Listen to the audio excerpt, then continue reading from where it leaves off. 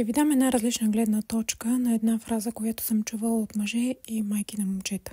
И тя е следната. Майката е една, а жени много. На практика е така. Но не знам дали тези хора си дават сметка каква енергия носят тези думи. Жена, която попада в такава партньорска връзка, усеща чисто енергийно, че по всяко едно време тя може да бъде изоставена от този мъж. Когато обаче партньорката се умее да задържи вниманието на партньора си по-дълго време и те стигнат до брак и създадат собствено семейство, основната им задача е живота да продължава. Родовата система работи на този принцип. Създава се ново семейство, раждат се деца, децата порастват, създават техни деца. Идеята е да има и увеличаване и продължаване на този род. И създаденото ново семейство ще има предимство пред родителите.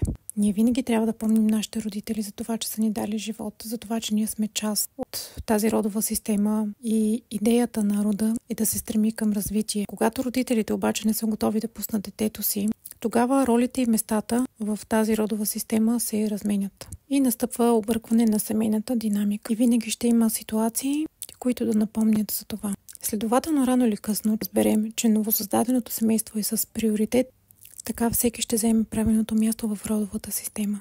Знам майките колко много обичат синовете си, но колкото по-рано ги пуснат, толкова по-лесен ще направи техния живот.